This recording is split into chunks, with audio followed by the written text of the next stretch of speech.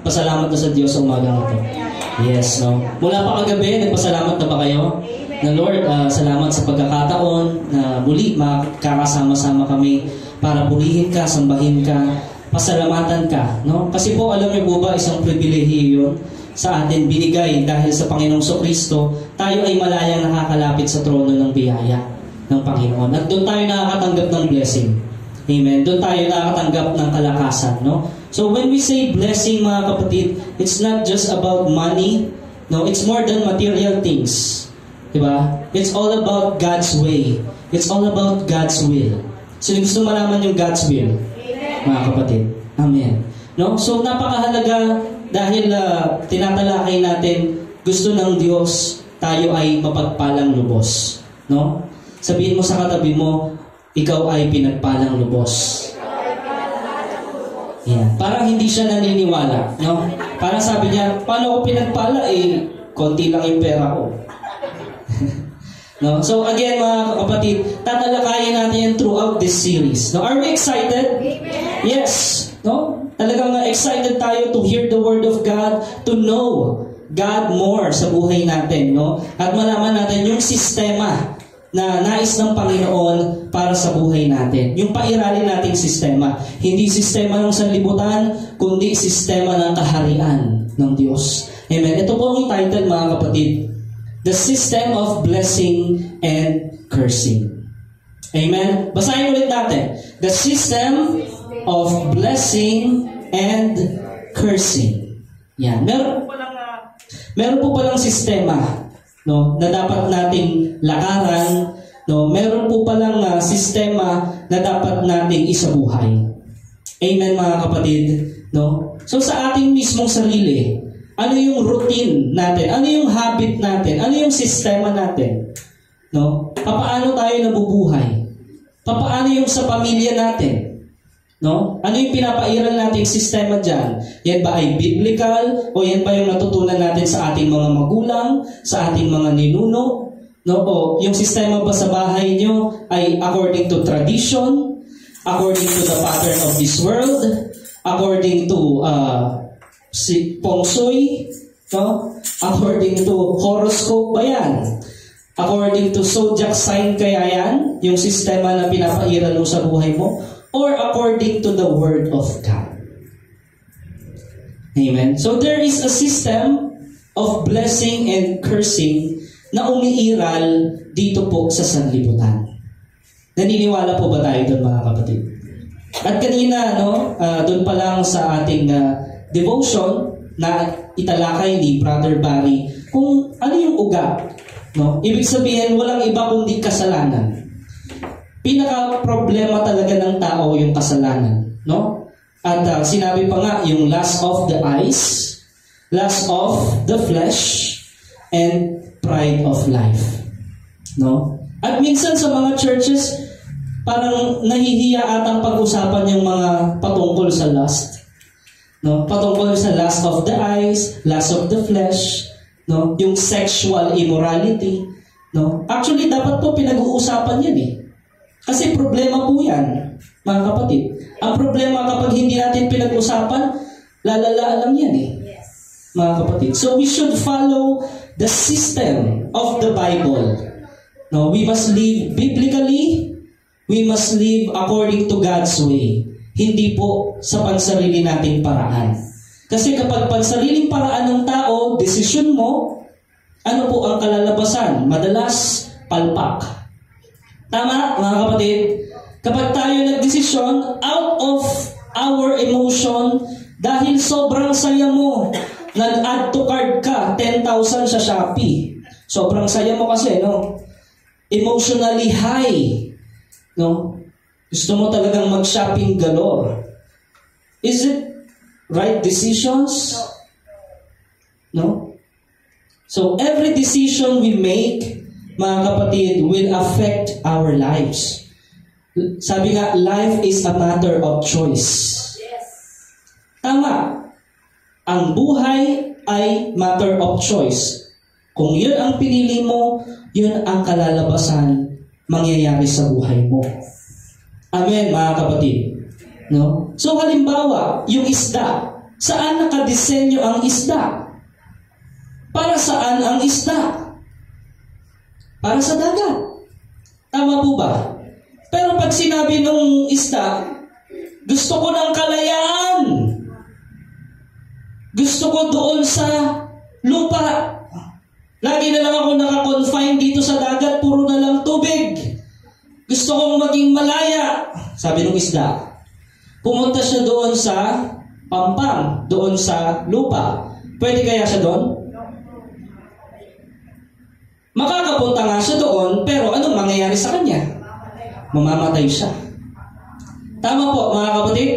May sistema eh. Doon ka dinisenyo ng Lord. Dapat yun ka mabuhay. Yun ang sistema mo dapat. Eh kung yung ibon, para saan yung ibon? Sa himpapawid. Tama? Eh kung sabihin ng ibon, lagi na lang mga nakikita ko, puro ulap na lang, mga puro dito sa himpapawid. Wala na akong kalayaan, gusto kong maging malaya. Doon ako sa dagat, maninirahan. Ano kayang mangyayari sa ibon? Mamamatay. Ganyan po din minsan sa tao. Akala nila, malaya sila kapag ginawa nila yung gusto nila. No? Wala kayong pakialam kung lalaki din ang gusto ko. Gusto ko lalaki. Lalaki sa lalaki. Yun ba ang disenyo ng Diyos? Anong mangyayari kapag yun ang iyong ginawa? There's a curse. Sakit na walang lunas. Alam niyo yung AIDS? Alam natin yan.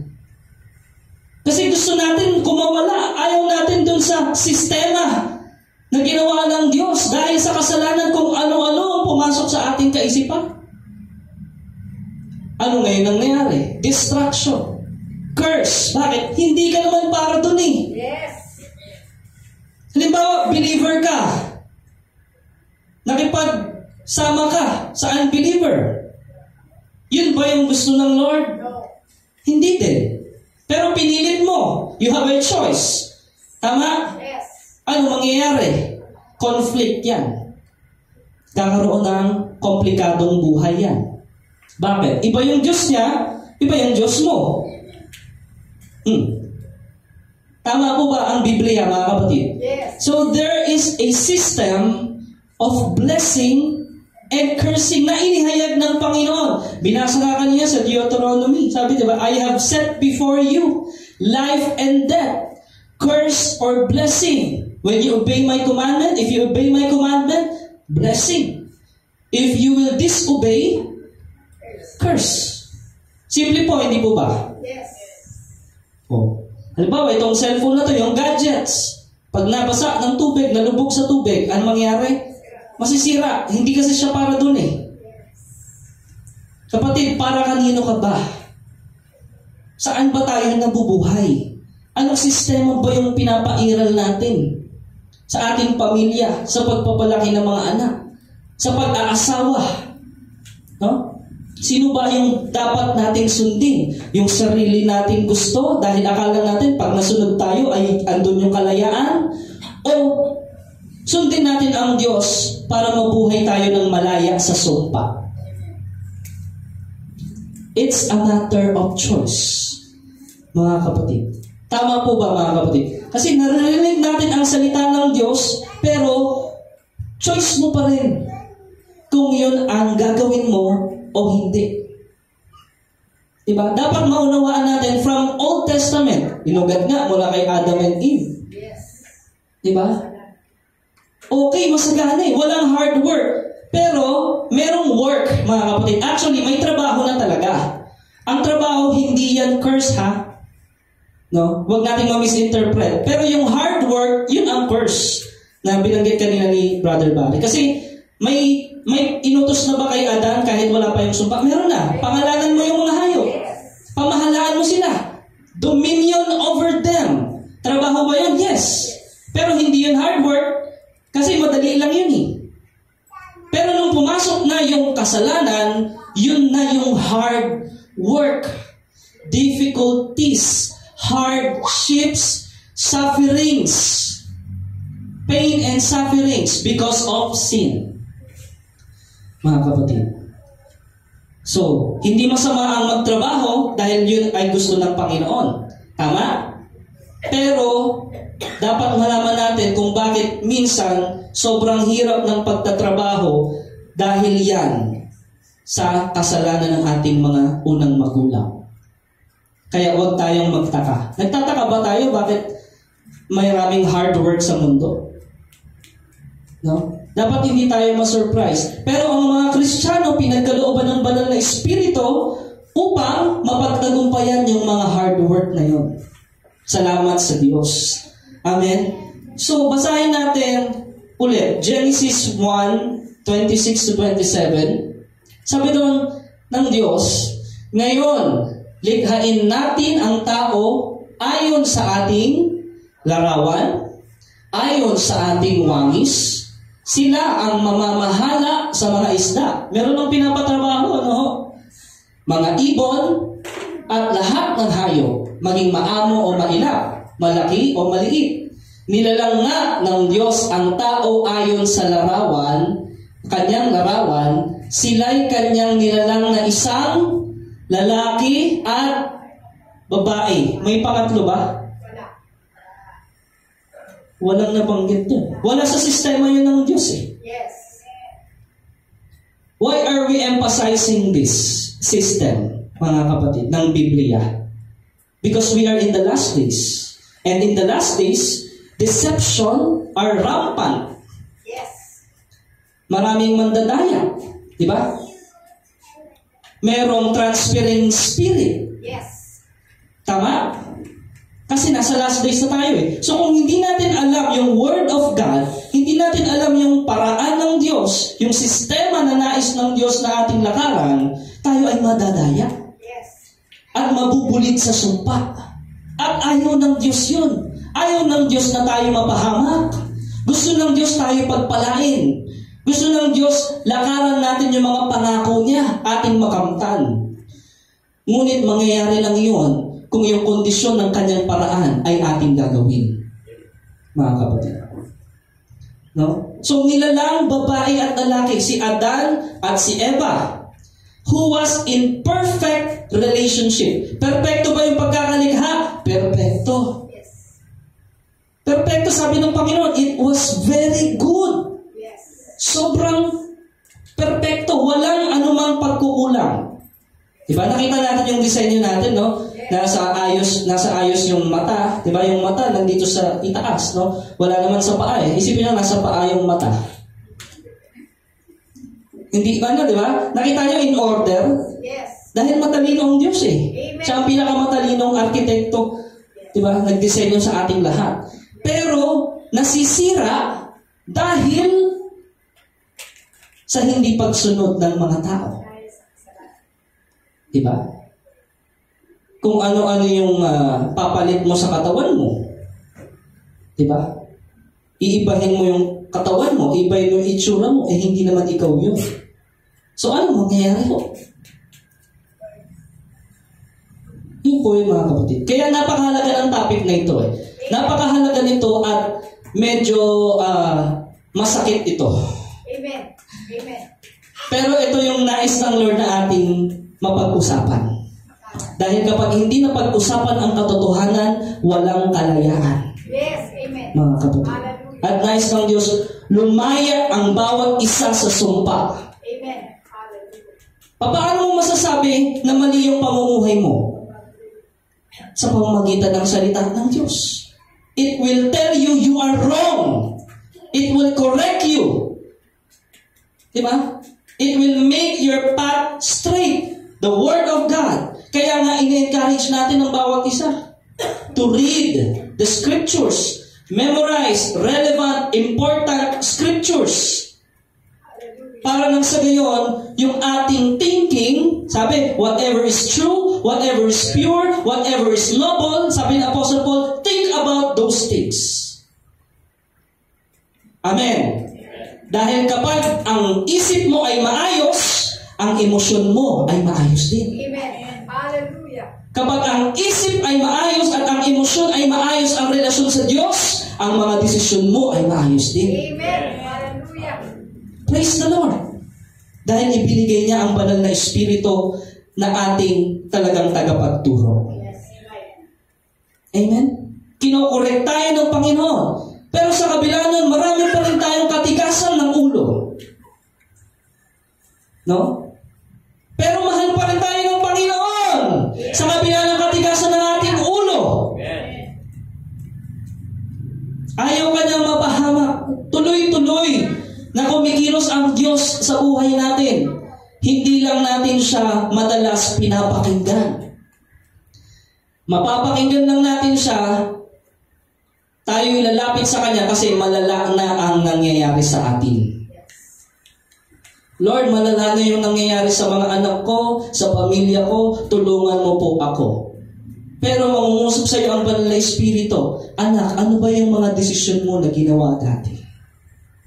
Ito ba ay sistema na paraan na ibinigay ko sa iyo? O ito'y paraan o tradisyon ng mundo ang iyong ipinairal na sistema?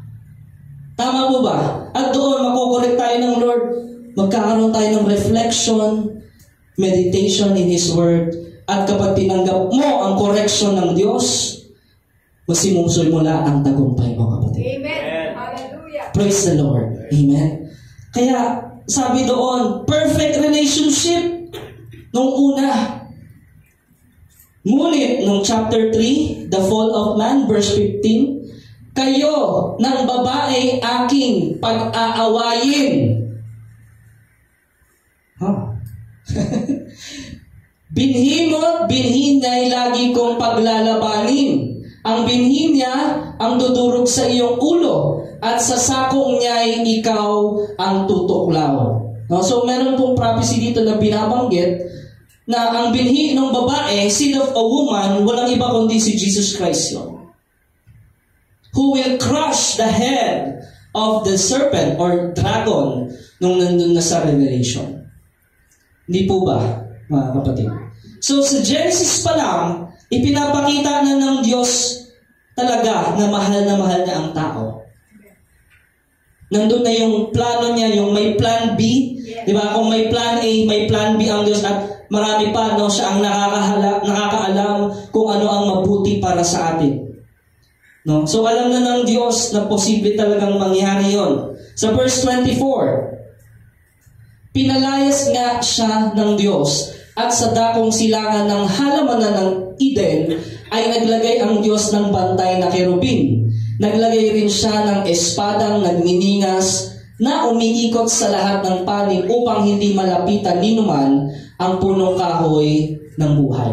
So, nawala sila doon sa Garden of Eden, or what we call paradise. Nawala ang tao doon dahil sa pagsuway, dahil sa kasalanan, mga kapatid. Yun po ang nagpapahiwalay sa atin sa Diyos. So, dito sa Genesis pa lang, it represents God calling out a people. No, makikita natin, tinawag ng Diyos, Genesis chapter 12, sino? Si Abraham. Abraham pa lang siya, hindi pa Abraham. No? Tinawag ng Diyos si Abraham. Sabi ng Panginoon, lisanin mo ang iyong bayan at ituturo ko sa iyo ang bayang pinangako. No? Verse 1, sabi doon, lisanin mo ang iyong bayan, ang tahanan ng iyong ama at ng mga kamag-anak, at pumunta ka sa bayang ituturo ko sa iyo. Ito yung narinig ni Abraham. Lisanin mo. Ano ba kinalakihan ni Abraham to begin with? Pagano. Actually, tribo nila pagano. Sila ay sumasamba doon sa buwan, no, na tinatawag na Nana. No? Yun yung Diyos nila ng buwan. No? Sa verse 2, pararamihin ko ang iyong mga anak at apo at gagawin ko silang isang malaking bansa. Pagpapalain kita at gagawin kong dakila ang iyong pangalan at ikaw ay magiging pagpapala sa marami. Amen. Yan ang pangako kay Abraham. And sumunod po ba sa Abraham? Yes.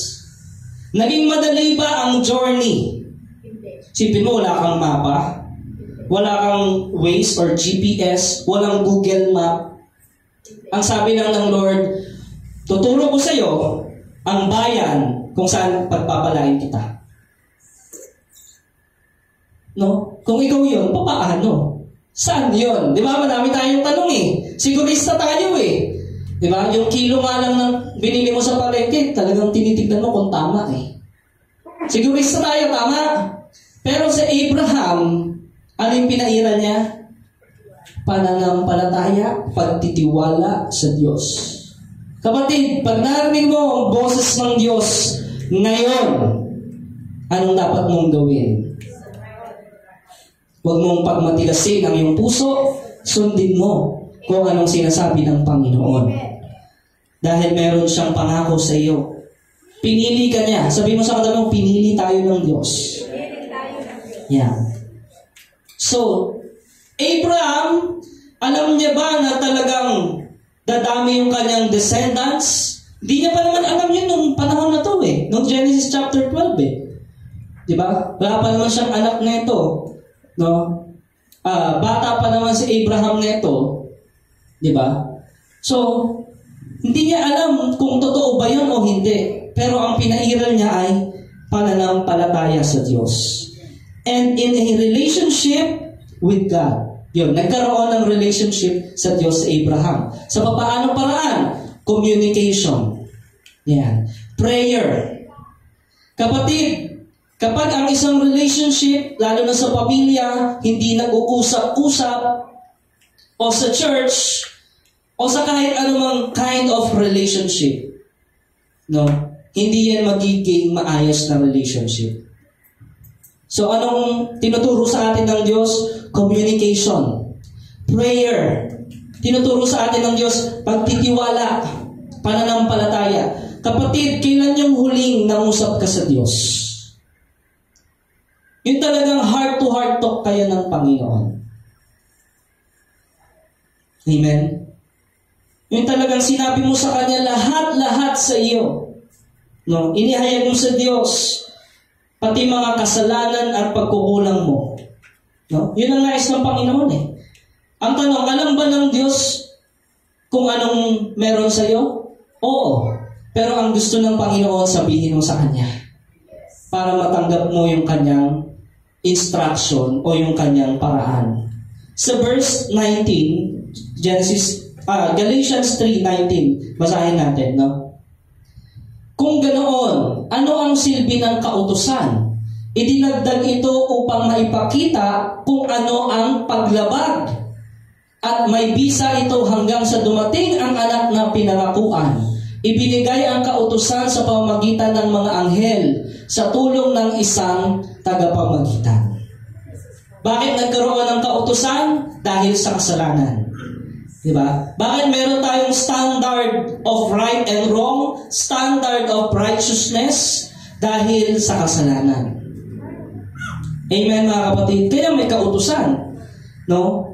So, doon sa kautusan na ibinigay, doon sa panahon ng Old Testament, God created a system where obedience led to blessing. Ayan. Deuteronomy 11:26. Sabi ng sa araw na ito, binibigyan ko kayo ng choice o pamimilian. Ayan.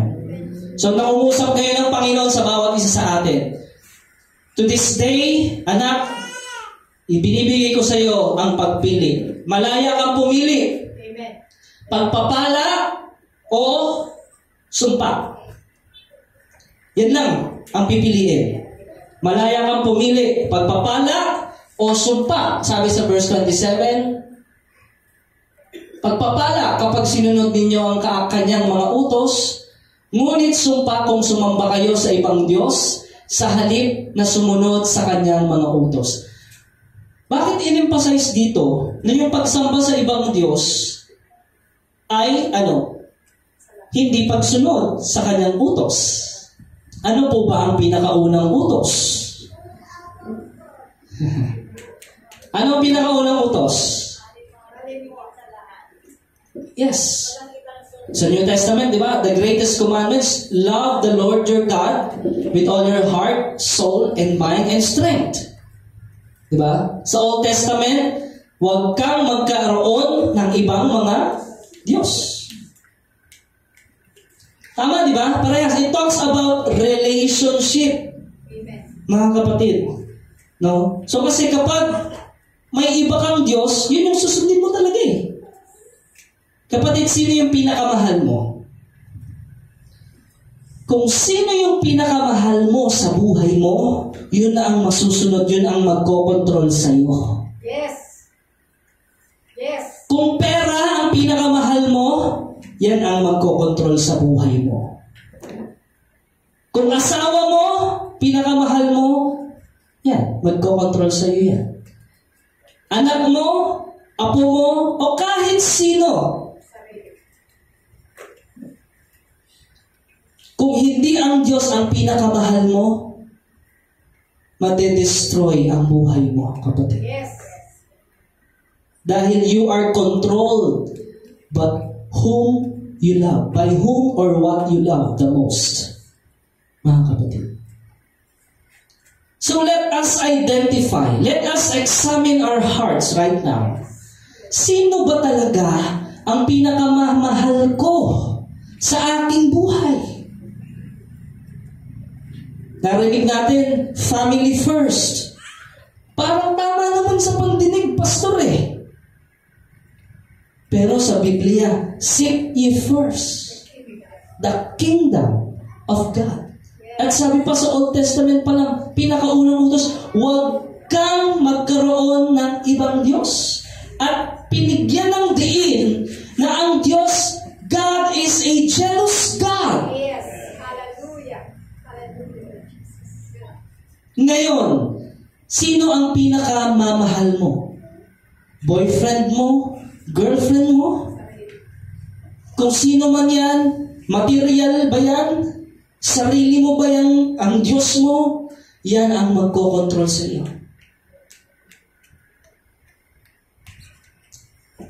Are we just after the blessing or the blesser? Sinong mahal natin? Lord, hindi na kita mahal kasi wala akong blessing today. Mamahalin kita kapag may blessing na dumating, ha? Ganun po ba, mga kapatid? Sino ang Diyos mo doon sa dalawa? Yung blessing o yung blesser? It will control you.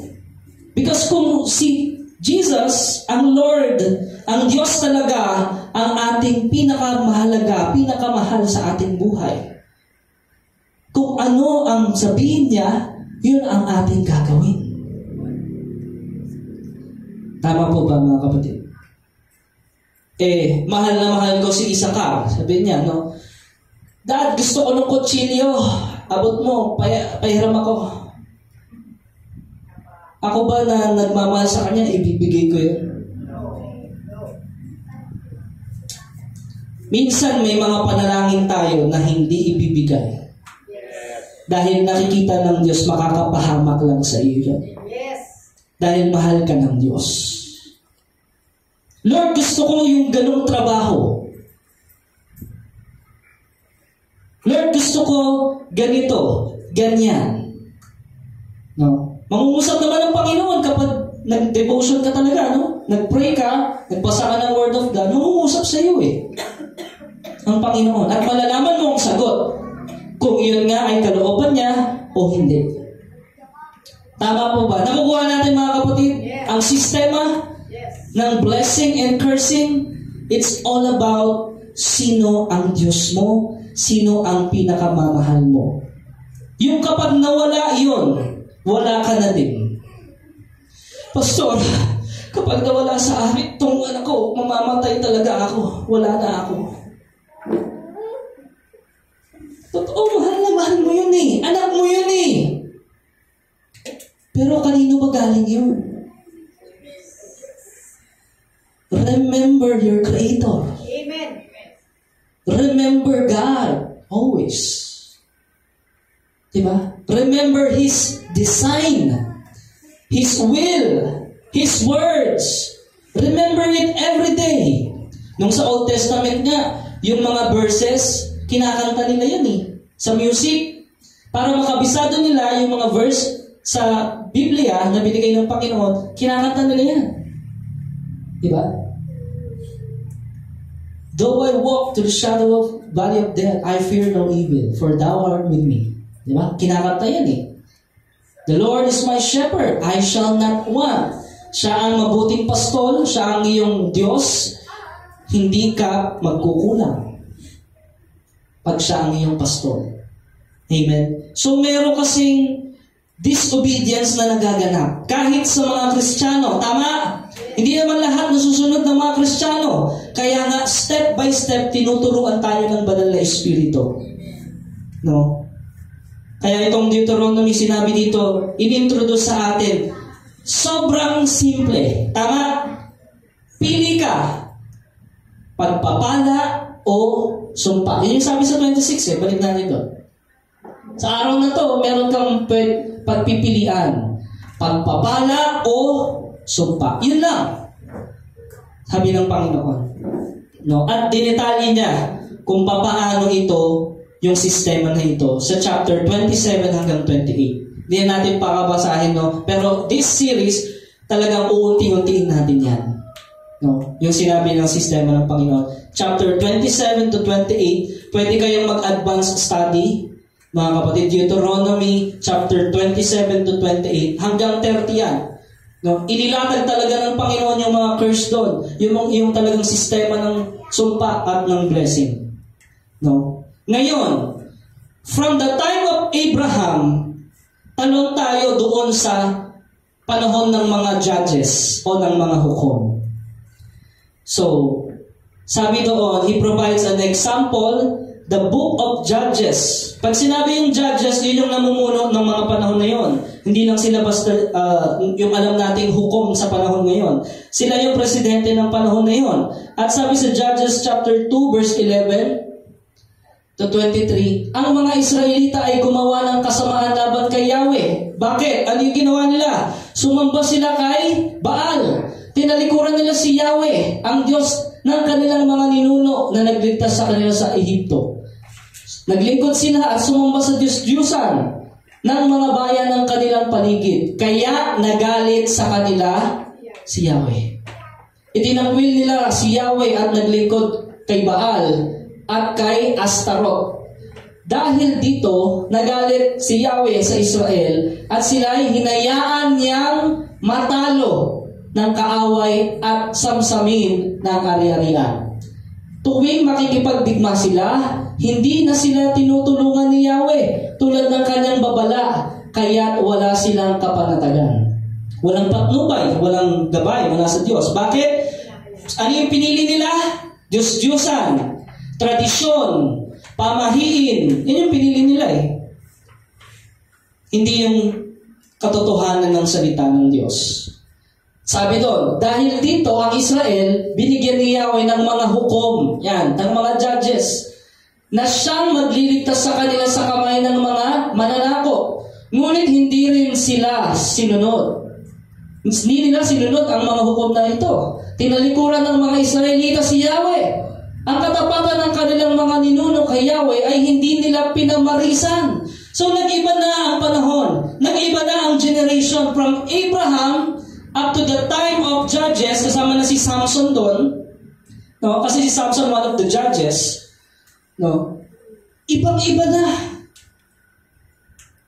Diba? Isipin niyo yung time ni Joseph, the dreamer. Diba ang ganda? Pero nung time ni Moses, maalipin na sila. Bakit? Nag-iba na yung paraon nun eh. No? Hanggang sa nakalabas sila sa Ehipto, tapos ngayon, iba na naman yung nangyayari. No? Ibang panahon, pero ano ang pagkakaparehas? Hindi pagsunod sa kalooban ng Diyos. Diba? Iba-ibang panahon, pero iisa lang ang nangyayari. Hindi sumusunod sa Diyos, kaya nasa sumpa. So, lahat naman ng hukom na sinuko ni Yahweh ay pinatnubayan niya at niligtas niya ang Israel sa mga kaaway habang nabubuhay ang hukom. Kinaawaan sila ni Yahweh dahil sa kanilang mga daing, bunga ng hirap na dinaranas nila. So, mahabagin ang Diyos eh. Amen. Nakakatanggap sila ng mercy. No? Pero kapag natanggap na nila yung mercy, healing. O, nakatanggap na ng healing. Ganun na naman, balik na naman sa dati. Hindi na natuto talaga. No? Kaya sabi sa verse 19, ngunit pagkamatay ng hukom, muli na namang sumamba sa mga Diyos-Diyosan ang mga Israelita. Ayan. Yun yung nangyayari. No? Kapag namamatay yung leader nila, mawawala na naman sila. Higit pa sa kasamaan ng kanilang mga ninuno ang kanilang ginagawa. Hindi nila maiwan ang kanilang masasamang gawain at katigasan ng ulo. Kaya lalong nagalit si Yahweh sa kanila. Sinabi niya, sumira ang mga Israelita sa kasunduang binigay ko sa kanilang mga ninuno. Dahil sa pagsuway nila sa akin, hindi ko na palalayasin ang natitira pang Kananeo sa lupaing iniwan sa kanila ni Josue nang siya'y mamatay. Naalala niyo yung last week, si Caleb and Joshua? Yes. Okay na eh. Okay na yung flow eh. Hanggang dun sa pamangkin yung si Othniel. Si Othniel yung isa sa pinakaunang hukom yun eh. Pero nung namatay na si Othniel, wala na si Caleb and Joshua, ay, talikod na naman ang mga Israelita. Nasakop na naman sila ngayon. Natalo na naman sila sa digmaan. Sabi sa 22, sa pamagitan ng bansang ito, masusubok ko kung ang Israel ay susunod sa aking mga utos tulad ng mga kanilang ninuno. Kaya hindi agad pinaalis ni Yahweh ang mga tao sa mga lupaing hindi nasakop ng mga Israelita nung buhay pa si Josue. Andun na sila sa promised land nung buhay pa si Josue at si Caleb. Hanggang doon nga sa kanilang pamangkin kay Othniel, doon sa lahi na yon. Pero nung nawala na yon, namatay na yon, wala na. Balik na naman sila sa dati. So paulit-ulit na lang ang nangyayari. Gaganda, di ba? Yung flow, tapos pagdating doon sa kanilang mga anak, sa mga apo, andun na naman. No? So, ano pa ang hanggang 23 lang, no? Kaya ang sabi doon, yung Israelites, yung mga taga-Israel, mga kapatid, nagkaroon ng sumpa talaga. Oppression. Dahil sa hindi nila pagsisisi. No? At kapag nagsisisi sila, naaawa ang Diyos. Tama? Maawain ng Diyos eh. Mabiyaya ang Diyos eh. Nagsisisi sila. Binigyan sila ng tamang leader. Naawa sa kanila. Pero bumalik na naman sila sa sinful lifestyle nila. Kaya curse na naman ang natanggap nila. While the people of Israel were in obedience, God blessed them mightily. Kung aatras tayo kung pupunta tayo sa Judges 3:11, sabi doon, nagkaroon ng kapayapaan sa lupain sa loob ng 40 taon hanggang mamatay sino? Si Othniel na anak ni Kenas. Sino si Othniel? Diba? Descendant siya ni Caleb. Alala niyo mga kapatid? So, nagkaroon ng kapayapaan habang nandoon yun. Pero nung nawala na siya, wala na rin sila. Yun po yung nangyari mga kapatid. But he utilized various means to curse Israel whenever the sin cycle repeated. Verse 12 to 14. Muling gumawa ng kasamaan ang mga Israelita laban kay Yahweh. Dahil dito, si Eglon, na hari ng Moab, ay pinalakas ni Yahweh ng higit kaysa sa Israel. Nakipagsabuatan si Eglon sa mga Amonita at mga Amalekita, natalo nila ang Israel at nasakop ang lungsod ng Palma. 18 taong sakop ni Eglon ang mga Israelita. Grabing tagal, no? So kapag ang isang, sabihin na natin, pamilya, isang syudad o isang bansa, hindi talaga napapamunuan ng maayos, ano ang matatamo? Sumpa. Sa pamilya pa lang eh. Nagsisimula sa pamilya pa lang eh. Kung walang magiging spiritual leader, kung walang magiging worship leader dyan, open yan sa sumpa ah. Hindi ko sinasabing masama yung, Pastor, pag-pray mo naman kami. Hindi ko sinasabing masama yun. Pero kung doon ka nakaasa at ayaw mong pangunahan ang pamilya mo sa sistema ng Biblia, sa disiplina ng Biblia, sumpa ang tatamuhin. Naunawaan natin, mga kapatid. Amen. No? So, ganoon po yun eh. Alam natin ang salita ng Diyos. Pero kung hindi natin ito gagawin, sumpa ho talaga. Basahin natin. Why did God utilize itong sistema ng blessing and cursing? Deuteronomy 6:24. Ibinigay niya sa amin ang kautusan at mga tuntuning ito upang magtaglay kami ng takot sa Kanya. Sa ganoon, sasagana tayo at iingatan niya tulad ng ginagawa niya sa atin ngayon. Amen? So, for the good of Israel, whatever the specific reasons for the blessing and cursing, ay para yon sa ating ikabubuti. Kung nasa sumpa ka ngayon, kapatid, inalaw yan ng Panginoon para ma-realize mo na nagkasala ka sa Diyos at mapagpala ka ng Panginoon sa pamamagitan ng pagsisisi. Yes. Amen. Amen ba, mga kapatid? Amen. So, ganoon po ang sistema. Sa Israel, ganoon ang ginawa ng Diyos eh. Hanggang sa panahon natin, ganoon ang ginagawa ng Diyos. Amen. Inaalaw ka ng Diyos mapunta sa sumpa para ma-realize mo na nagkasala ka. Yes. At mapagsisihan mo yung kasalanan na yon at pagpapalain ka ngayon ng Diyos. Amen? So, hindi ka pinaparusahan ng Diyos dahil gusto lang niyang parusahan ka. O dahil gusto lang niyang sumpain ka. Hindi lang yun. Dahil sa mahal ka niya. Amen. Ganun pa din eh. Dahil sa mahal ng Diyos ang Israel, hinayaan niya. O sige, masakop kayo ng ibang bayan. Kasi hindi kayo nakikinig sa akin eh. Di ba? Mas marirealize na ng Israel, ang tagal na natin naghihirap sa kamay ng kalaban. Yes. Tapos doon nila marirealize na, di ba? If my people will humble themselves. Di ba? Kasi matitigas ang ulo, mga pride eh. Yes. Puro mapapride yan. Kaya hindi nasunod eh. Kasi may pride. Yes. No? Kaya pinahintulot ng Diyos ang sumpa sa kanila. Amen. Pangalawa, nung sila'y sumunod, merong reward, mga kapatid. Pag sumusunod naman, may reward eh. Tapat ang Diyos. No? Basahin natin yung Deuteronomy 11:27 ulit. Pagpapala kapag sinunod ninyo ang kanyang mga utos. Sa 1 Corinthians 3:12-15, may nagtatayo na gumagamit ng ginto, pilak o mahalagang bato. Mayroon namang gumagamit ng kahoy, damo o dayami. Makikilala ang uri ng gawa ng bawat isa sa araw ng paghuhukom, sapagkat mahahayag sa pamamagitan ng apoy kung anong uri ang ginawa ng bawat isa.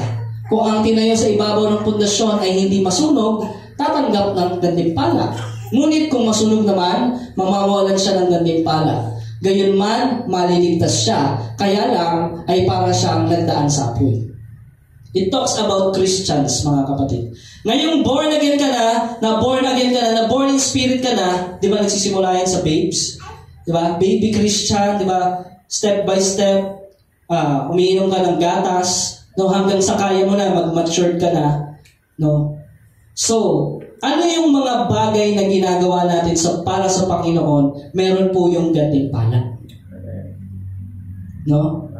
Pero kung ang nilalagay natin sa ibabaw ng pundasyon, walang iba kundi ang Panginoon sa Kristo, ay yung mga madaling masunog, di ba? Ayun ay walang gantimpala. Kasi naniniwala ba kayo, mga kapatid, kahit na born again, kahit Christian na yan, di ba? Meron pa rin yan pagsubay. Oo nga, ligtas siya. Yes. Dahil nakakilala siya sa Panginoon. Ayun yung sabi doon, no? Yun nga lang, para siyang dadaan talaga sa miserable apoy. Kasi dahil sa hindi pagsunod, bakit inalaw ng Panginoon yon? Papunta siya sa sumpa dahil mahal siya ng Panginoon. Amen. Para ma-realize niya, kailangan ko talagang magsisi at magbalik loob na sa Panginoon. Amen? At yung gamitin niyang mga uri ay yung ginto, pilak, at yung mga mahalagang bato. Ano yung mga bagay na yun? Hindi yung mga bagay na panlangit, yung mga gawain na ayon sa sistema ng Panginoon. Amen po, mga kapatid. So, sa Revelation 22 verse 12, sabi ni Jesus, makinig kayo! Darating na ako, dala ko ang mga gantimpalang ibibigay sa bawat isa ayon sa kanyang ginawa. Para kanino ito? Para sa lahat ng tao ba ito? Hindi. No. Para ito doon sa kanyang bayan. Para ito sa kanyang iglesia. No? Pero lahat ba ng nasa church makakatanggap ng pagpapala? O gantimpala? Hindi lahat. Yes. Eternal treasures, mga kapatid. Kaya huwag natin sayangin ang panahon. Amen. Di ba? Talagang magtapat na tayo sa paglilingkod. Yes. Gamitin na natin kung anumang lakas natitira sa atin, di ba? Talino na binigay sa atin para advance of kingdom of God. Amen. Amen. Para sa kaharian ng Diyos. Hindi na para sa pansarili. Yung sinasabi doon, mga damo, dayami, pansarili yun eh. Pansariling desisyon, pansariling choice mo yun eh. Oo nga, ligtas ka, pero mawawala yung gantimpalang eternal. Pero kung ang pipiliin mo ay pagsunod sa Diyos, gawin ang mga bagay na pinapagawa niya para ma-advance yung kaharian niya, mas-share yung gospel, yun ay merong gantimpala. Yes. Naunawaan natin, mga kapatid. Amen. So bakit tayo narito? Bakit kayo umattend ngayon sa church? Para ba makareceive ng blessing? No. O para malaman kung anong kalooban ng Diyos sa iyo? Yes. Yes. Ihahayag ng Panginoon ngayong araw kung nasa sumpa ka o hindi. Ngayon, ipapaalam na sa iyo yun, mga kapatid. As we go with the Word of God. Number 3. No, hanggang 4 lang ito. Rightful judgment for disobedience. Sabi doon sa Romans 1:18. Romans 1:18 na tayo. Yes.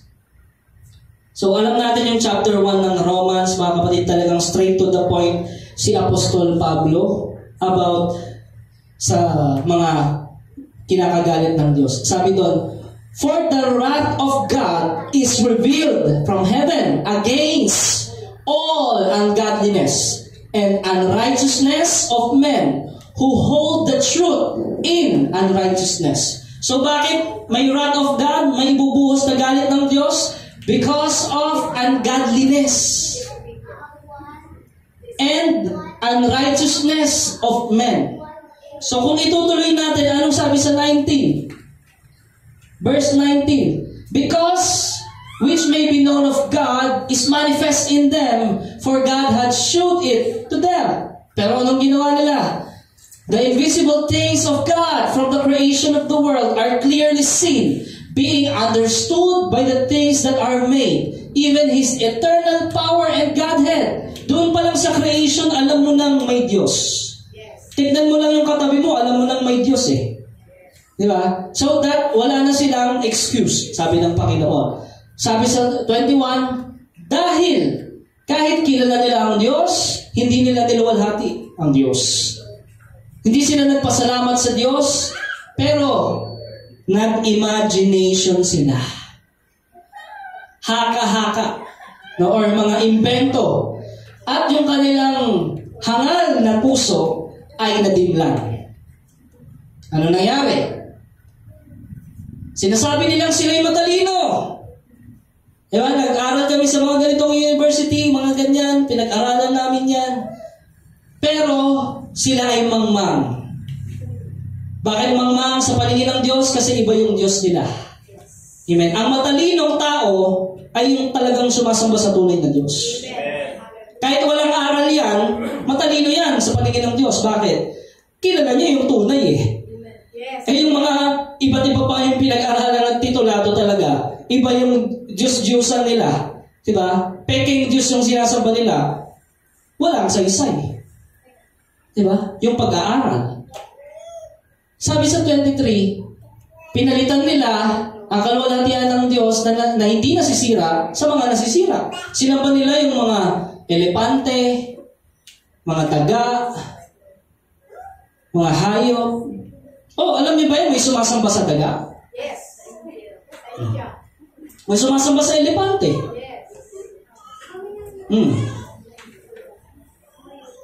Kung ano-ano sinasamba ng Diyos, ng mga tao na Diyos-Diyosan. na hindi tunay na Diyos. Ipis, meron nga din eh. Yes. Sipin mo, ipis. Sambahin mo yung ipis. Pero matalino yun ha, graduate yun sa universidad. Pero sumasamba sa elepante. Ngayon, sino matalino sa harapan ng Diyos?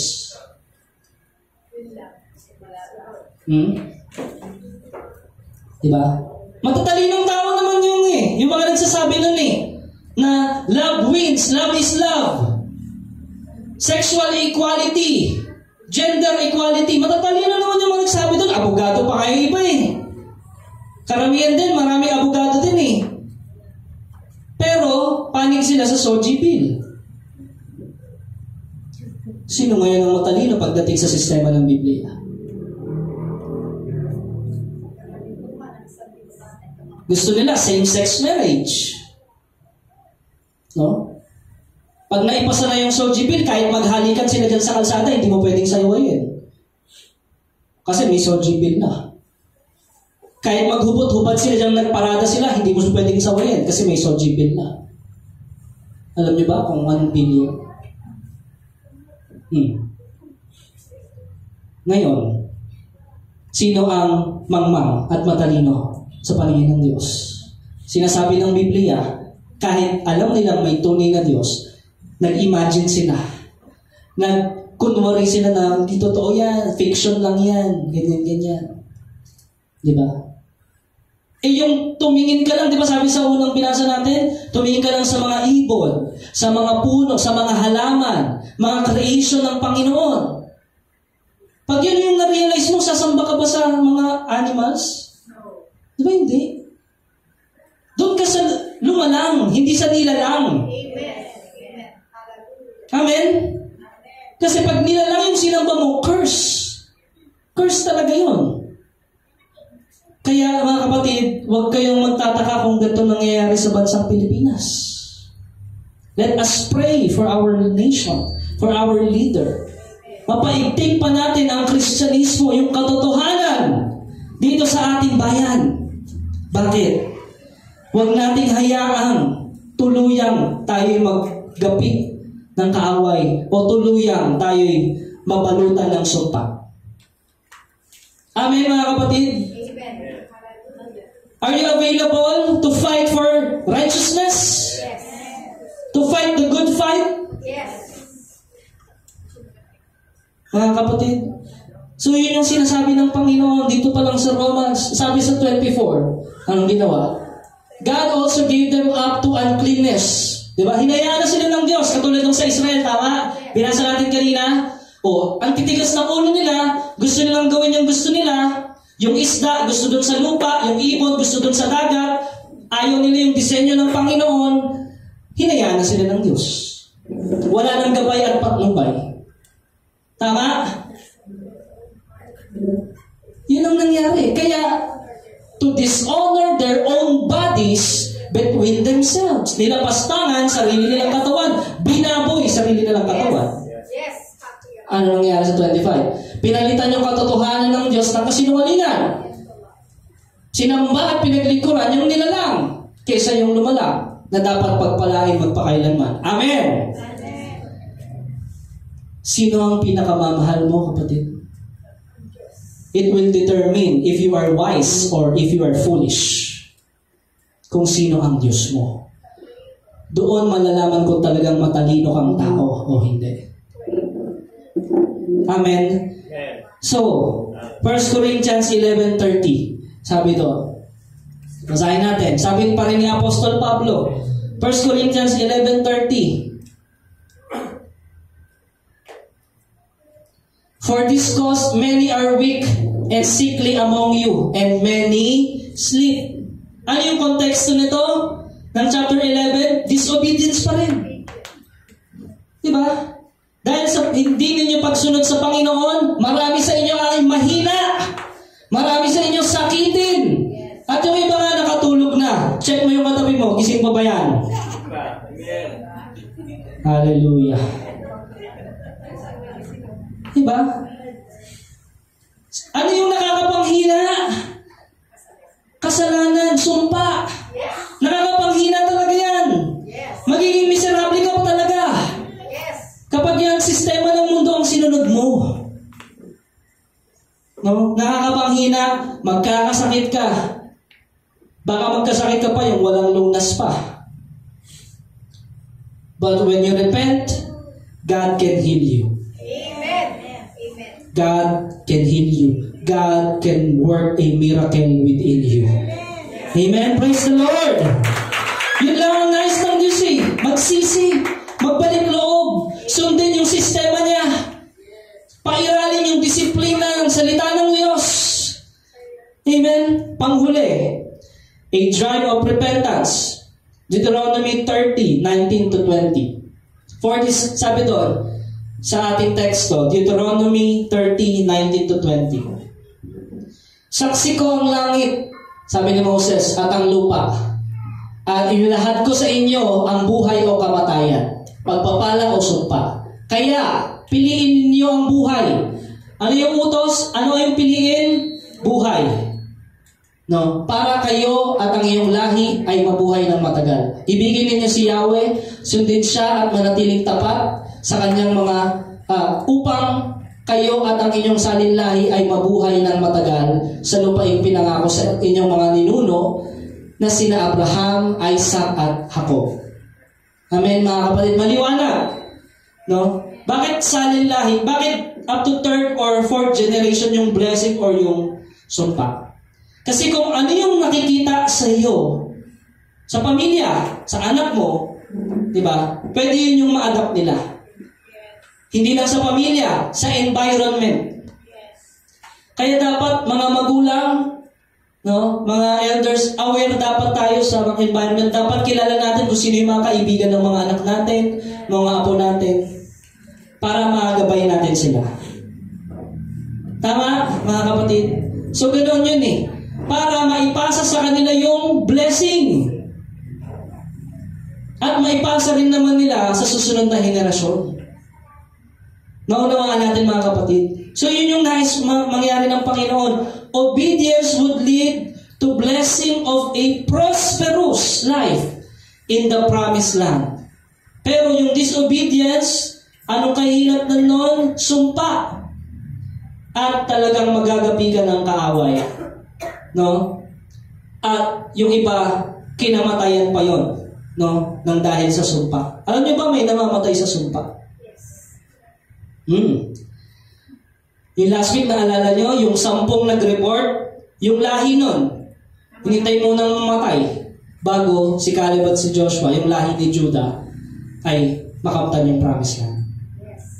Kinamatayan nila yung sumpa eh. Isipin natin yung mga ninuno natin. Marami sa ating mga ninuno, kinamatayan na yung sumpa. Noong panahon ni Rizal, yung iba hindi naniwala kay Rizal na pinapahayag niya yung Biblia, kinamatayan na nila yung sumpa. Amen po ba, mga kapatid? Yes. Panahon ni Rizal, sulat ni Rizal, hango yun sa Biblia eh. Yes. Yes. Pero lahat ba naniwala sa kanya sulat niya? Hindi. Kaya yung ibang mga ninuno natin, kinamatayan na yung sumpa. At yung sumpa yun, naipasa hanggang sa panahon natin. Kaya let us break the curse and the cycle. Amen, mga kapatid? Let us break it. Papaanong paraan? I-deklara natin na ang Panginoong Jesucristo ang maghari sa buhay natin. Amen. Na ang salita ng Diyos atin siyang sundin at panghawakan sa buhay natin. Amen? So kaya sabi, death by various means, at yung iba, exile. Pag sinabing exile, pinalayas or labas ka na doon, malayo ka na sa promised land. No? Itong mga cursings na ito, nagpapakita sa atin, ito ay dahil sa kasalanan at hindi pagsunod ng tao. 1 Peter 1:15. Natapos na po tayo. 1:15-16. Dahil ang Diyos na pumili sa inyo ay banal, dapat din kayong magpakabanal sa lahat ng inyong ginagawa. Sapagkat nasusulat, magpakabanal kayo sapagkat ako'y banal. Next verse. 1 Peter 1:3. Pasalamatan natin ng Diyos Ama at Ama ng ating Panginoong Jesucristo dahil sa laki ng habag niya sa atin. Tayo'y binigyan niya ng isang panibagong buhay sa pamamagitan ng muling pagkabuhay ni Hesukristo. Ito ang nagbigay sa atin ng isang buhay na pag-asa. So nung tayo na born in spirit, na born again, nung inaccept natin ang Panginoong Hesukristo, tayo ay may panibagong buhay. At yung panibagong buhay na yon ay may kalakip na pagpapala at pinagkalooban ng banal na Espiritu. Amen. So kaya sabi doon, 1 Peter 2:9, kayo'y lahing pinili, maharlikang pari, isang bansang hiniram, bayan pag-aari ng Diyos. Sino ang may-ari sa iyo? Ang Diyos. Yan. Pinili upang magpahayag. Bakit tayo? Ano yung reason? Ano yung purpose? Nung tayo pinili upang magpahayag ng mga kahangahangang ginawa niya. Testify about His goodness. Siya ang tumawag sa inyo mula sa kadiliman patungo sa kanyang kahangahangang kaliwanagan. So the things done while living on earth will be judged. Sabi nga doon, sa binasa natin kanina sa Corinthians. Things found to be obedience to God, rewarded or blessing. Reward ng Panginoon yan doon sa mga talagang sumunod sa Kanya. So ang biblical na system na sinasabi ng Panginoon, walang iba kundi obedience to His word. No? Galatians 3:10-14. Last na po. Sabi doon, tinubos tayo ni Kristo. Sino mga tinubos dito? Amen. Mula saan? Sa sumpa ng kautusan nang siya'y sinumpa para sa atin. Sapagkat nasusulat, sinumpa ang bawat binibitay sa punong kahoy. Ginawa ito ni Kristo upang ang mga pagpapalang pinangako ng Diyos kay Abraham ay ating makamtan sa tayo mga hentil sa pamamagitan ni Kristo Jesus at sa pamamagitan ng pananalig ay matanggap natin ang Espiritong ipinangako ng Diyos. Amen. Kapag puspos ka ng banal na Espiritu, puro pagpapala yan. Amen. Diba? Victory after victory yan. Kung napupuspos ka ng banal na Espiritu, anong ibig sabihin ng puspos ka ng banal na Espiritu? Puspos ka ng salita ng Diyos. Amen. Kasi nga ang sabi, the Word is the Spirit. Tama ba, mga kapatid? So kung hindi tayo punong-puno ng salita ng Diyos, sa tingin mo ba puspos ka ng banal na Espiritu? Hindi yun. So kaya kailangan araw-araw kumakain tayo. Amen. No? Ng salita ng Diyos para mapuspos tayo ng banal na Espiritu nang sa gayon mapagpala tayo ng Lord. No? Titus 2:11-15. Sapagkat mahayag ang kagandahang loob ng Diyos na nagdudulot ng kaligtasan sa lahat ng tao. Sabi doon, ito ang nagtuturo sa atin na talikuran ang makamundong pamumuhay at damdaming makalaman. At mamuhay tayo sa daigdig na ito ng may pagpipigil sa sarili, matuwid at karapat-dapat sa Diyos.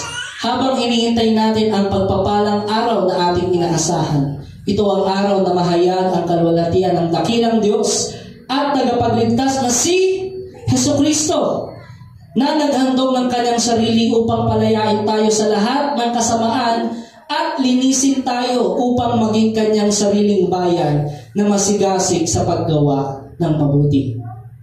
Ipahayag mo ang lahat ng ito at gamitin mo ang iyong buong kapangyarihan sa pagpapalakas ng loob at pagsaway sa iyong mga tagapakinig.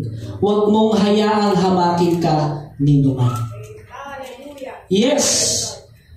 Fight the good fight, mga kapatid. Keep the faith. Finish the race. No? Ini-encourage tayo ng Word of God na naandyan ang banal na Espiritu. Hindi kanya pababayaan. No? Kahit dumanas ka ng paghihirap dito, kahit yung sinasabi ng nakikita mo yung mga masasama, sila pa yung nakaka-receive ng mga material blessings, huwag mong tingnan yun. Tumingin ka sa Panginoon at gawin mo yung kanyang kalooban. Amen. Ipahayag mo, sabi niya, ano yung ipapahayag natin? Yung katotohanan ng salita ng Diyos, mga kapatid. Yung katotohanan na tayong lahat, mahal tayo ng Diyos, Binigay niya ang Panginoong Kristo para maalis tayo sa sumpa. Yun ang katotohanan. Nais tayong pagpalain ng Panginoon. Nais nang makatanggap ka ng reward. Nais nang gantimpalaan ka ng mga panghabang buhay na kayamanan. Yun ang katotohanan, mga kapatid. Ang katotohanan ng salita ng Diyos, mga kapatid, ay yung tayo ay makalaya sa sumpa. No? So ngayon, mananalangin tayo, mga kapatid. Magpapasiyasat tayo sa Panginoon. No? Papasiyasat tayo sa Diyos. It's between you and the Lord. Tayo po ay tumayo. I want to invite everyone. No? At alam ko, kumikilos ang Diyos kanina pa. No? Amen. Hallelujah. Araw-araw sa buhay natin, kumikilos ang Diyos. So, naunawaan po ba natin ang mensahe, mga kapatid? Yes. Amen. Lord. Ngayon, ilalapit natin ng Diyos, sa Diyos ang ating sarili. No? Sabi nga, draw near to God and He will draw near to you. Submit yourself unto God. Resist the devil and he will flee from you. Amen. Palagian kang lumapit sa Diyos at siya'y tunay na malapit talaga sa iyo. At kapag malapit ka sa Diyos, andyan ang pagtubay niya, andyan ang gabay niya, andyan ang katagumpayan, andyan ang kalayaan, andyan ang kalakasan, andyan ang kagalingan. Kapatid, andyan ang pagpapala. Nothing compares in the presence of God. Yes. Hallelujah. No material blessings can ever compare to our living God. Amen, mga kapatid. So ngayon, mga kapatid, one-on-one kayo ng Panginoon. Manalangin ka sa mga oras na ito. Nasabihin mo sa Panginoon, Lord, search my heart today. Lord, ihayag mo sa akin, Panginoon, ang mga kasalanan na nagagawa ko pa sa panahong ito. Ang mga kasalanan nagdadala ng sumpa sa akin at sa pamilya ko. Lord, ihayag mo po sa akin ngayon. Panginoon, basagin mo ako sa pamamagitan ng iyong salita, sa pamamagitan ng iyong correction, sa pamamagitan, Lord, ng pagsaway mo sa akin, pagsaway mo sa ating mga kamalian. Lord, ang kalooban mo ang masunod sa buhay ko. Salamat po, Panginoon. Kaya kapatid, kung totoo itong panalangin ito sa puso mo, maaari mong itaas ang iyong kamay. Maaari mong itaas sa Diyos ang iyong kamay. Lord, here I am, Panginoon. Here I am, O God. Seeking your face, Panginoon. Salamat, O Diyos, sa biyaya mo. Salamat, O Diyos, sa kahabagan mo. Your mercy is new every morning.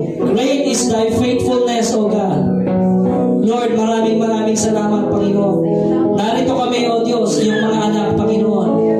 Hinihingi po namin ng kapatawaran, O Diyos. Patawarin mo po kami, Panginoon, sa aming mga pagkakasala, mga kamalian, pagkukulang sa iyo, Panginoon. Lord, iparealize mo sa amin kung sino ang Diyos-Diyusan namin ngayon. Kung sino, Panginoon, yung talagang mahal namin ngayon, Panginoon, na kami maging tapat sa iyo. At ito nga po, Lord God, ay mabali ang sumpa, Panginoon. Malaman namin sa aming sarili, O Diyos, kung sino talaga, Panginoon, ang pinakamahalaga sa buhay namin. Yes, Lord God. Salamat po, O Diyos, dahil inihayag mo ito sa amin. We break the curse of idolatry in Jesus' name. We break the curse of traditions in Jesus' name. We break the curse of materialism in Jesus' name. We break the curse of the love of money in Jesus' name. We break the curse of the love of worldly passion in Jesus' name.